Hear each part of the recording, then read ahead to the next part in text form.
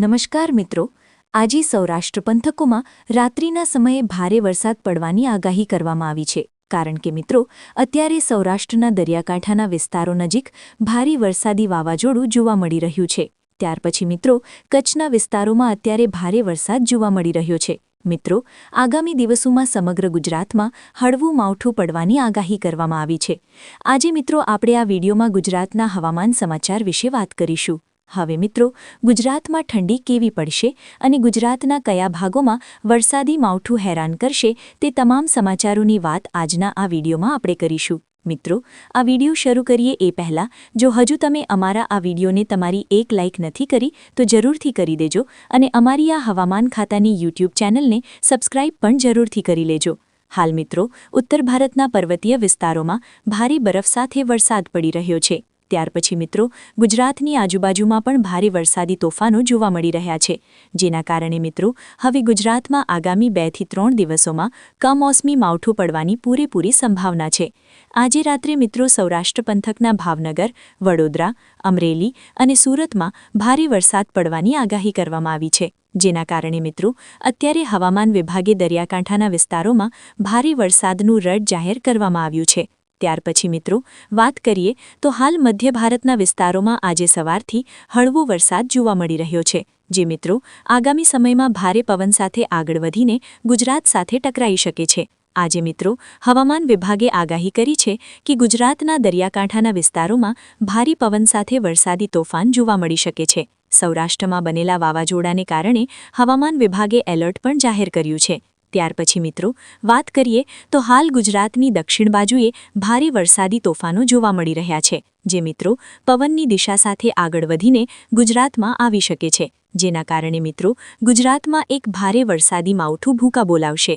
હાલ મિત્રો, અત્યારે સૌરાષ્ટ્રમાં ભારે વરસાદ પડી રહ્યો છે. જેના કારણે મિત્રો, આજે હવામાન વિભાગે ગુજરાતના અમુક જિલ્લાઓમાં ભારે માવઠાનો 4 થી 5 ઇંચ વરસાદ પડવાની આગાહી કરવામાં આવી છે. મિત્રો, ત્યાર પછી જો વાત કરીએ તો હાલ કેરળના દરિયાકાંઠે એક મોટું વરસાદી વાવાઝોડું સક્રિય થયું છે.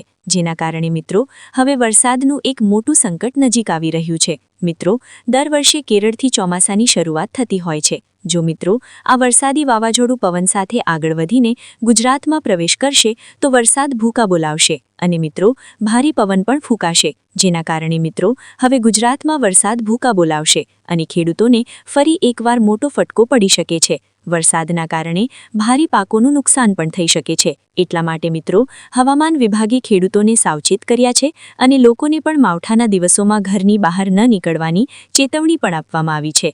મિત્રો, ત્યાર પછી આજે સામે આવેલા હવામાન સમાચાર ઉપર એક નજર કરીએ તો મિત્રો, ગુજરાતના વાતાવરણમાં ફરી એકવાર પલટો આવવાની શક્યતા છે. વરસાદી વાવાઝોડાની અસરને પગલે રાજ્યના અનેક વિસ્તારોમાં માવઠાની આગાહી હવામાન વિભાગ દ્વારા કરવામાં આવી છે. મિત્રો, ખાસ કરીને કચ્છ, બનાસકાંઠા અને પાટણ જિલ્લામાં માવઠું પડી શકે છે. આ વિસ્તારોમાં વીજળીના કડાકા સાથે હળવો વરસાદ પડી શકે છે. સંભવિત વરસાદને પગલે હવામાન વિભાગે રેડ એલર્ટ જાહેર કર્યું છે.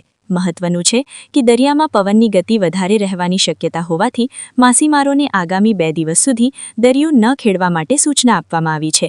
મિત્રો, ત્યાર પછી વાત કરીએ તો હવામાન વિભાગના જણાવ્યા અનુસાર વાવાઝોડાની અસર હવે મુખ્યત્વે રાજસ્થાનના ભાગોમાં જોવા મળશે. જેના કારણે મિત્રો, ગુજરાતમાં કમોસમી વરસાદની શક્યતા હવે જોવા મળતી નથી.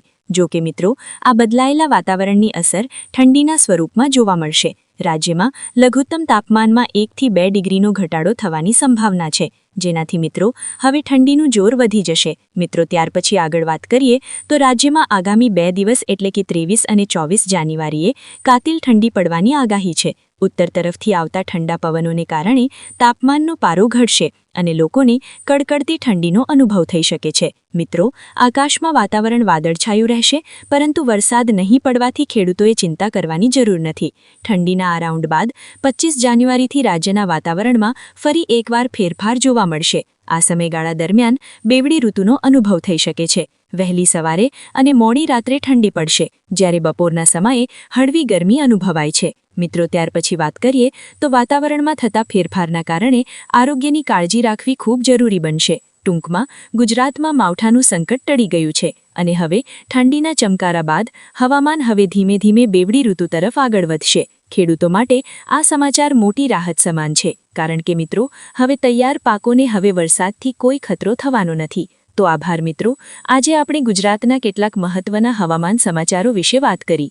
જો મિત્રો તમને આ વિડીયો પસંદ આવ્યો હોય તો વિડીયોને એક લાઇક તમારી જરૂર કરી દેજો અને અમારી આ હવામાન ખાતાની યુટ્યુબ ચેનલને સબસ્ક્રાઇબ જરૂરથી કરી લેજો, જેથી તમને દરરોજના તાજા હવામાન સમાચાર અંગેની લેટેસ્ટ અપડેટ મળતી રહે.